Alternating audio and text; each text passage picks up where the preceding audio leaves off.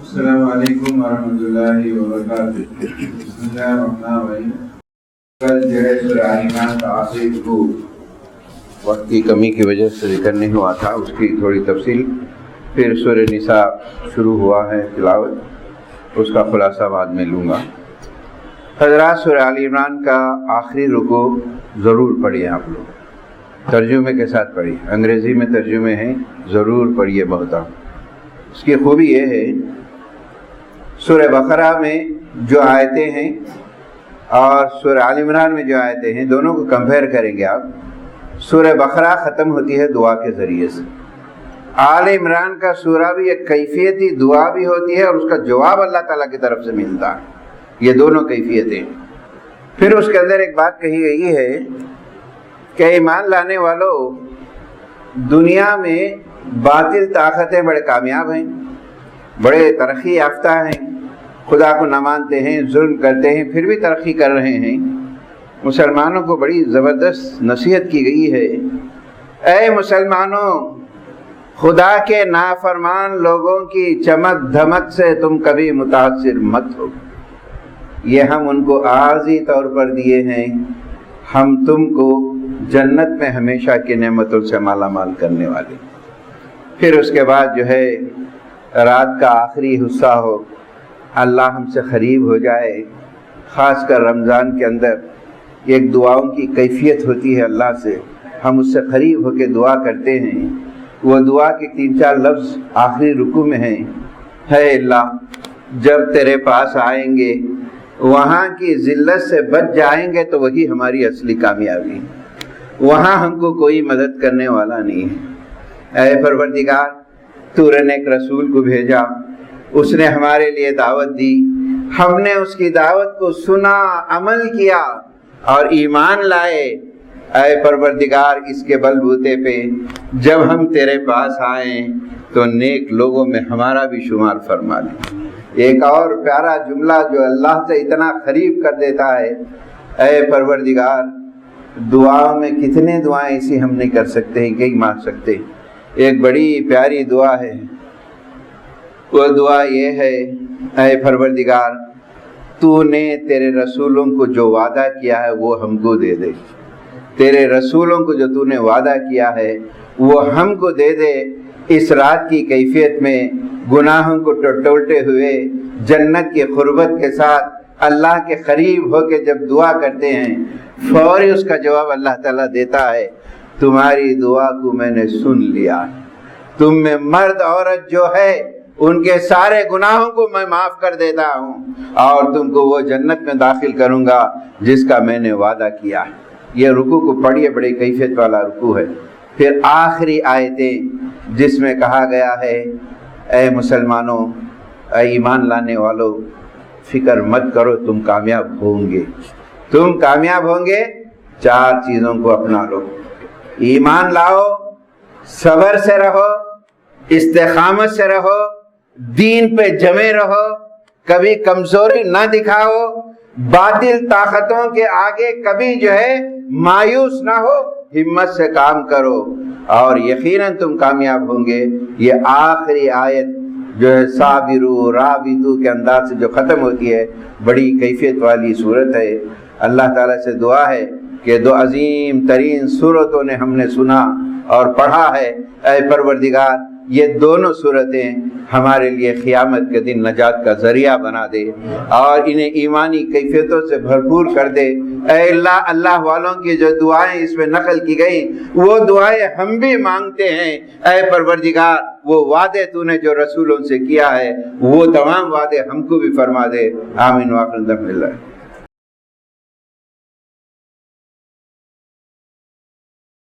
بسم اللہ الرحمن الرحیم۔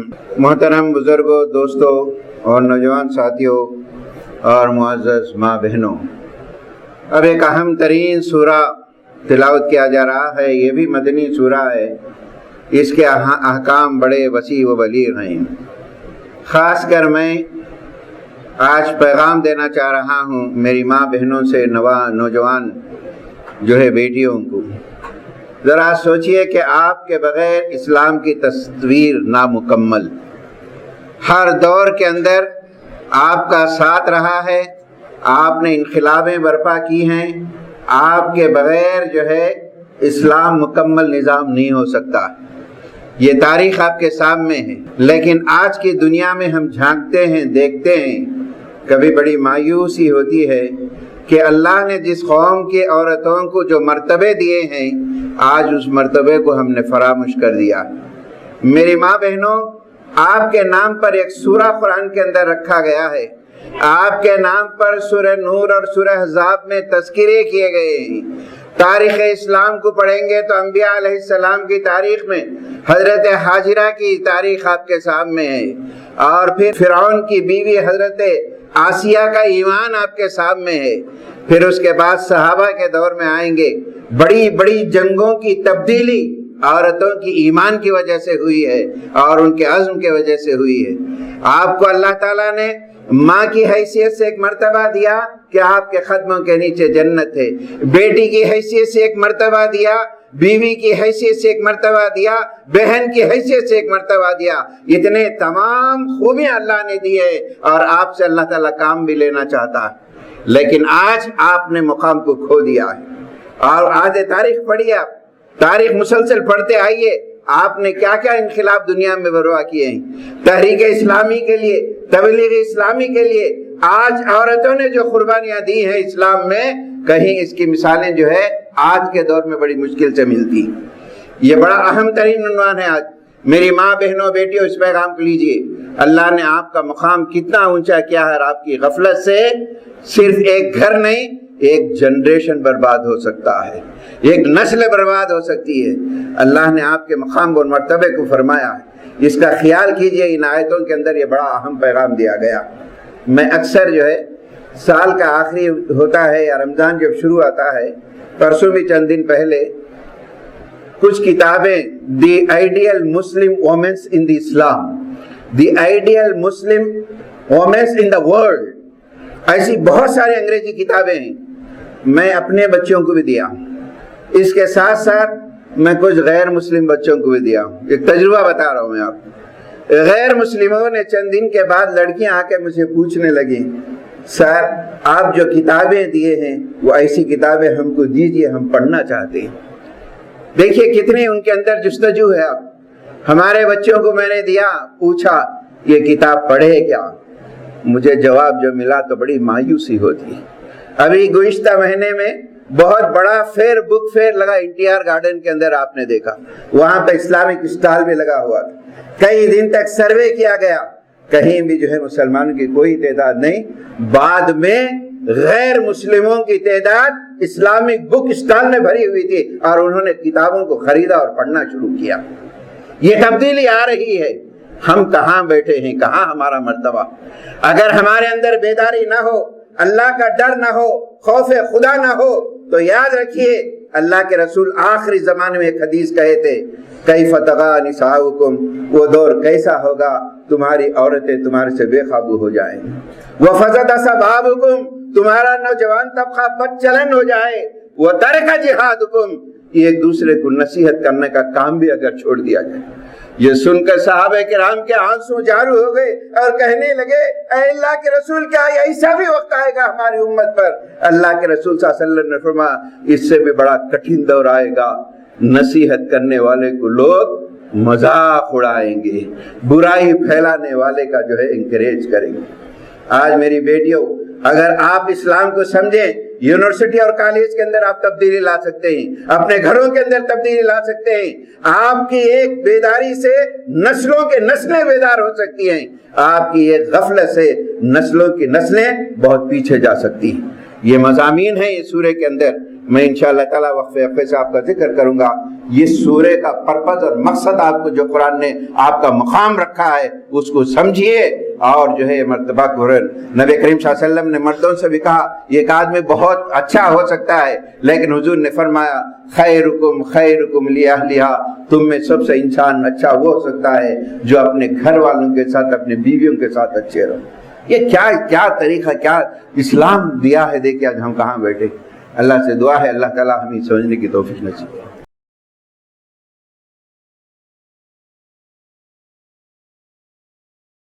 حضرات سورہ نساء میں بہت اہم احکامات ہیں، میں تھوڑا پڑھ کر سنا دیتا ہوں، غور سے کیجیے، یہ بہت اہم مضامین ہیں اس دور کے لیے، اس حالات کے حساب سے۔ ایک مثال دیتا ہوں، ابلیس جو ہے سارے اپنے شاگردوں کو روئے زمین پہ پھیلا دیتا اور یہ کہتا، مشکات میں ہے حدیث یہ، کہ شام میں جو سب سے اچھا کام اس کے حساب سے جو کام کیا ہے اسے تاج پہناؤں گا۔ شام میں آتے ہر ابلیس جو ہے میں 2 بھائیوں میں لڑا دیا، فلاں آدمی کو قتل کر دیا، فلاں زمین کے جھگڑے تھے وہاں مرڈر ہو گیا، سب آ کے اپنی اپنی رپورٹ پیش کرتے، ابلیس خوش نہیں ہوتا۔ آخر میں ایک شیطان آتا انہیں بولتا میں یہ کام کیا ہوں، کیا کام کیا ہے بھائی تم؟ 2 میاں بیوی میں نے جھگڑا ڈال دیا، اسے تاج پہناتا ہوں۔ تو اس سے اندازہ لگاؤ کہ شیطان سب سے زیادہ کس پہ کام کرتا ہے؟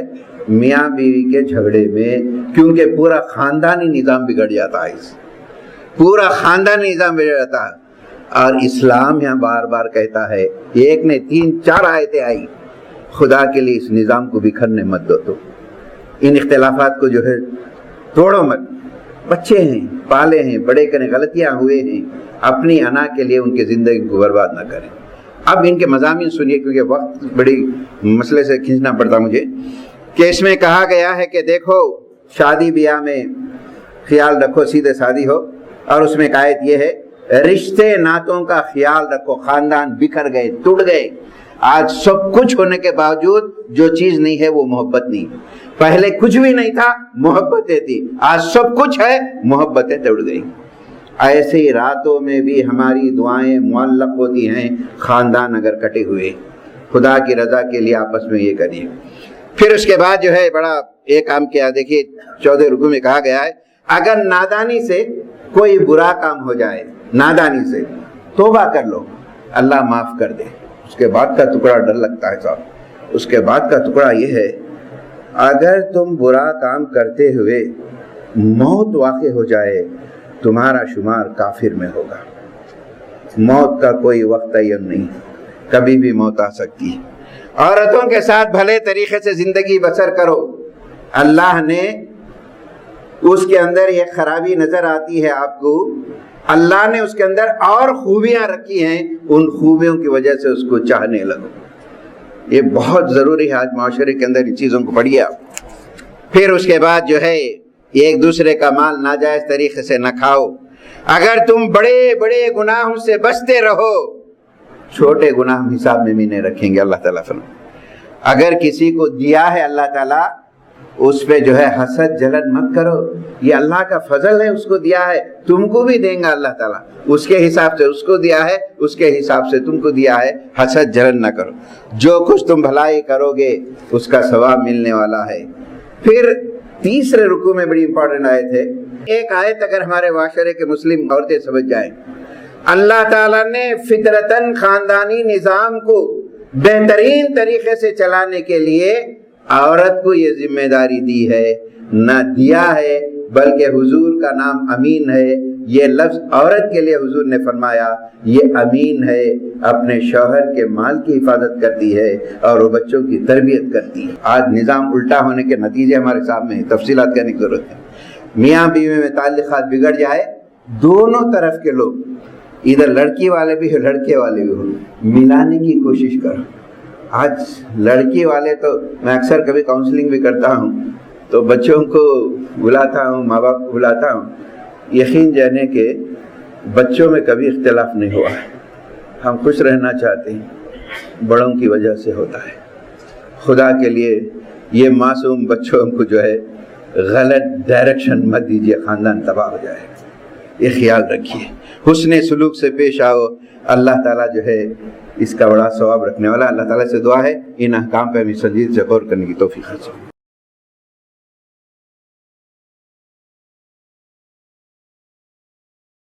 بسم اللہ الرحمن الرحیم۔ آیت نمبر 58، اس کا بڑا شان نزول ہے۔ خلاصہ یہ ہے کہ بعض صلاحیت لوگوں سے کام لیا کرو۔ سوسائٹی اور سماج میں قابل لوگ ہوتے ہیں، ان کی صلاحیتوں کو پرکھو، ان سے کام لیا کرو۔ فیصلہ کرتے وقت عدل و انصاف کے فیصلے کرو۔ اللہ رسول کی اطاعت کرو اور تمہارے امیر کوئی منتخب ہوئے ہیں ہر حال میں امیر کی اطاعت کرو، اور پھر آپس میں جھگڑو نہیں۔ ہمارا یہ پورا اٹھنا بیٹھنا ہے رمضان، یہ وقت، یہ سب ایک ہی کوشش ہو کہ اللہ تعالیٰ ہمیں جنت میں داخل فرما دے، اور یہ تڑپ ہو، یہ کوشش بھی ہو، اور یہ کوشش، یہ تڑپ اگر ہم میں ہے اور عمل کریں یقیناً کامیاب ہوگی۔ آیت نمبر 69 نازل ہوتی ہے۔ ایک صحابی رسول اللہ علیہ وسلم کی خدمت میں ہمیشہ لگے رہتے ہیں، کعب بن ربیعہ، کچھ نام مجھے یاد نہیں آ رہا، ہمیشہ آپ کے ساتھ رہتے ہیں، رات میں دن میں، جب بھی جاتے ہیں بے چین ہوتے ہیں آ جاتے ہیں۔ ایک دن رسول اللہ علیہ وسلم کے پاس بیٹھ کر بڑے غور سے کہنے لگے، اللہ کے رسول، میری ایک عجیب کیفیت ہے، آپ کے ساتھ رہتا ہوں تو مجھے بڑا سکون ملتا ہے، الگ جاتا ہوں تو بے چین ہوتا ہوں، پھر یہاں آ جاتا ہوں، لیکن اللہ کے رسول ایک دن آپ کا بھی وصال ہو جائے گا، میں بھی مر جاؤں گا، جنت میں یقیناً آپ اعلیٰ مقام پہ ہوں گے، اور نہیں معلوم میرا کیا مقام ہوگا۔ یہاں تو میں آ کے دیکھ لے رہا ہوں میں، لیکن وہاں میں آ کے کیسا دیکھوں، میں سکون کیسے حاصل کروں؟ یہ بات ہوتی رہتی ہے، اور جو ہے آیت نمبر 69 نازل ہوتی ہے، اس میں کہا گیا ہے دنیا میں جو آدمی جس سے محبت کرتا ہے ان کے طور اور طریقے پہ چلتا ہے، قیامت کے دن اللہ تعالیٰ انہی کے ساتھ رکھے گا، نبیوں کے ساتھ، اولیاء کے ساتھ، شہداء کے ساتھ، صالحین کے ساتھ۔ اللہ تعالیٰ ہم تمام کو مرتبہ نصیب فرمائے۔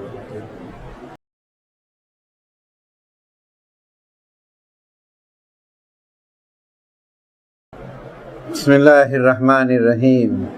جہاں کہیں بھی ہو، اگرچہ کہ تم لوہے کے مضبوط قلعے میں ہی کیوں نہ بند ہو جاؤ، موت وقت پر آ کر پکڑے گی، کوئی موت سے بچنے والا نہیں۔ پھر ایک اور بڑی زبردست آیت، اگر میاں بیوی میں بے رخی کا خطرہ لائق ہو، الفاظ دیکھیے، ابھی لڑے نہیں، ہو سکتا ہے لڑے، بے روحی کا خطرہ لائق ہو، بڑوں کی بڑی ذمہ داری ہے کہ فوری دونوں میں صلح کرا کہ بکھرنے سے پہلے۔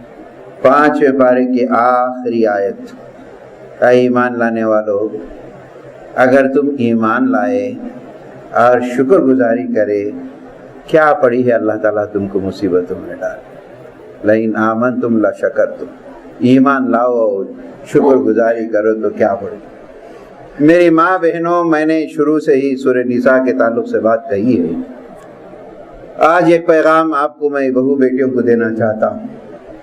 آج 3 رمضان ہے، 3 رمضان المبارک 11 ہجری منگل کے دن حضرت فاطمہ رضی اللہ تعالی عنہا 29 ایئرز کی عمر میں وفات پاتی ہے، آج ہی کے دن۔ میری ماں بہنوں، یہ اسلام ہم تک جو پہنچا ہے یہ آپ کی قربانیاں ہیں، آپ کے جذبے ہیں، آپ کی مجاہدانہ کیفیتیں ہیں، آپ کا ایثار ہے، آپ کی صبر آزمائش منزلوں سے گزرے تبھی چل کر یہاں تک اسلام پھیلا ہے، آپ کا اس میں پورے کا پورا حصہ ہے۔ اگر اس جذبے کو اور ایمانی کیفیت کو آپ تازہ کرنا ہے، ضروری ہے کہ آپ سیرت صحابیات پڑھیں، آپ حضرت فاطمہ کی سیرت کو پڑھیں۔ آپ طالب ہاشمی نے سیرت کی کتابیں بہت اچھی لکھی، ان میں ایک کتاب سیرت فاطمہ پر لکھی ہے، آپ ان کی سیرت جب پڑھیں گے، ان کے واقعات پڑھیں گے، آنکھوں سے آنسو ٹپکے بغیر نہیں رہیں گے۔ میرے دوستوں، میرے بھائیوں، میری ماں بہنوں، خاص طریقے سے نبی کریم صلی اللہ علیہ وسلم کے پاس مدینے میں ایک مہمان آتا ہے، قبیلے ذات سے دور دراز کا 600 میل کا سفر کر کے آتا ہے، بوڑھا رہتا ہے، آ کر اسلام قبول کرتا ہے، سردی کے دن ہے، جاڑے کے دن ہے، کانپتا رہتا ہے۔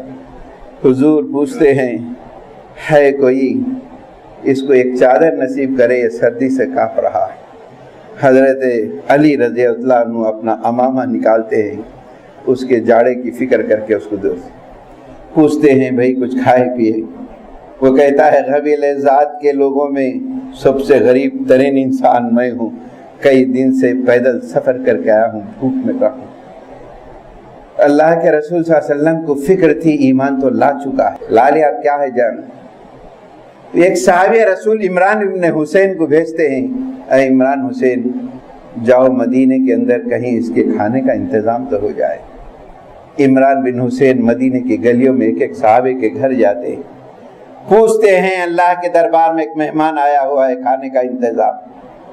کسی گھر سے جواب ملتا ہے آج پورا دن گزر گیا چولہا نہیں سلگا۔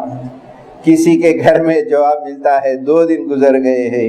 کسی کے گھر سے جواب ملتا ہے آج 3 پہر یعنی 3 دن گزر چکے ہیں اور جو ہے چولہا نہیں سلا ہے۔ غور کریے میرے دوست آج کیا نعمت ہے۔ عمران بن حسین واپسی سے مایوس ہو کے آتے ہیں، راستے میں آتے ہوئے خیال ہوتا ہے یہ گھر چھوڑ گیا ہے، وہاں میں جا گیا نہیں۔ وہ رسول اللہ صلی اللہ علیہ وسلم کی بیٹی کا گھر، حضرت فاطمہ کا گھر۔ جاتے ہیں، پوچھتے ہیں کون ہے؟ میں عمران بن حسین آیا ہوں، کچھ کھانے کے لیے کچھ ہے؟ اللہ کے دربار میں مہمان بیٹھا ہوا ہے۔ حضرت فاطمہ کہتے ہیں کہ 3 دن گزر چکے ہیں، میرے بچے بھوکے ہیں اور ان کو ایک کھجور بھی نصیب نہیں ہوا ہے، لیکن اتنا بڑا ثواب کہ میں اس سے محروم بھی نہیں ہونا چاہتی ہوں۔